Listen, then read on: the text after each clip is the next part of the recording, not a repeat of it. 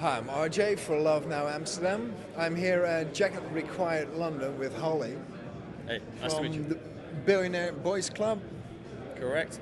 Nice to meet you. Could you tell us a bit about your brand identity? What's your brand's DNA? The brand is really it launched as luxury American casual wear. You know, its inspirations have always been kind of classic American style. The backbone of the collection is really based around t-shirts and jersey. I think that's what we've kind of carved out a niche for ourselves. But it's become a very competitive market, so we've really had to be on it in terms of design and direction. So we've put a couple of things in place this season. But yeah, really inspired by American culture as a backbone, but always had like references to Japan because one of the original founders was Nigo from A Bathing Ape. So it's always kind of been at the top end of streetwear, and we've kind of transcended streetwear and always been very lucky with the distribution. So we've been in, and still are in, a lot of kind of luxury boutiques and high-end street stores globally, really. And you're here with your new collection. Is there anything that really stands out for you? What are your favorites? Well, Could you show us something? Yeah, of course. I mean, I think this season's like really there's two kind of stories. Really, as I was saying, you know, jersey and streetwear has become very competitive. So this season what we really tried to do is elevate our kind of jersey package. So, you know, the prices are still the same, so you're just getting more bang for your buck, you know.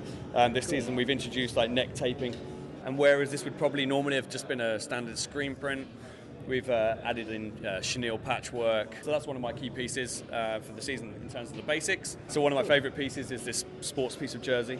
There's lots of kind of classic BBC details from the neck trim, which is one of our classic digiprint patterns. But it's incorporating things that we've never done before. You know, this kind of quilt patchwork detail, and the cuff, and the all over print. So this is like really kind of directional for us. Could you tell us a bit more about the BBC Black line? So it's designed exclusively with Mark McNary. So it's Pharrell Williams and Mark McNary designing it together. Launched for Autumn/Winter 13. The product was received really, really well. Very small capsule collection, but just kind of instant impact. You know, so you've got pieces like the toweling vests.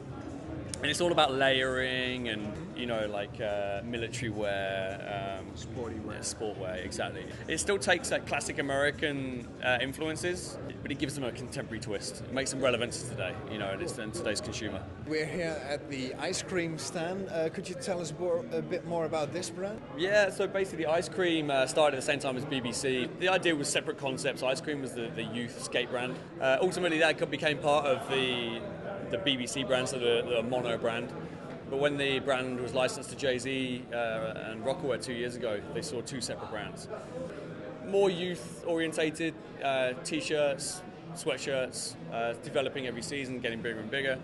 And the price structure's a lot more kind of palatable for that 18 to 21 kind of price custom. But very graphic, a lot more kind of youth influence in its kind of graphic approach. So it's a lot brighter, a lot bolder, like the Run Dog. So this is like one of our original graphics. The Conehead logo. So it's very graphic, very colourful. A lot more, as I say, a lot more like youthful in its approach to fashion. And we've noticed a trend that more and more buyers and retailers are moving from pre-ordering to ordering in the season. How does your brand deal with that? I mean, yeah, definitely. You know, there's a lot of people that looking to spread budget. It's a tough economic climate, so people are looking to kind of limit their risks and vulnerability, and us as a brand are too. But the way we've kind of catered for that, whilst we don't really operate with a stock program, we've incorporated 4 seasons. Right. So now there's blocks of 3. There's 4 seasons a year.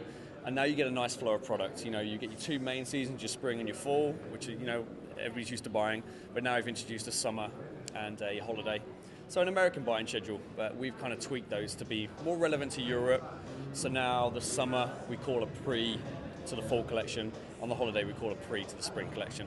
But it's worked well for buyers. It's new product coming through the store. They can spread the budgets, and it's actually meant that we can actually get more budget throughout the year because it just means that initially they can spread it, but they're getting that early reaction, and it's a nice flow of product going through the store. It's fresh. The product doesn't stagnate in the marketplace, and then it's leading on to greater budgets going forward and more confidence in the brand. So that's really how we've adapted it, and it's worked out both well for our customers and for us as a brand, really.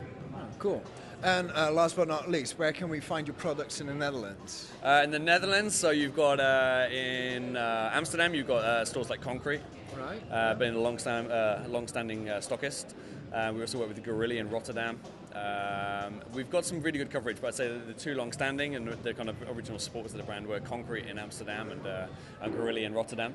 But you can check out bbc.eu for all our stockists in the Netherlands. Thanks so much for having us. Pleasure. Thank you. Hope to see more of your stuff on the streets. Well, you will do, hopefully. I think it's making it. Thanks. Okay.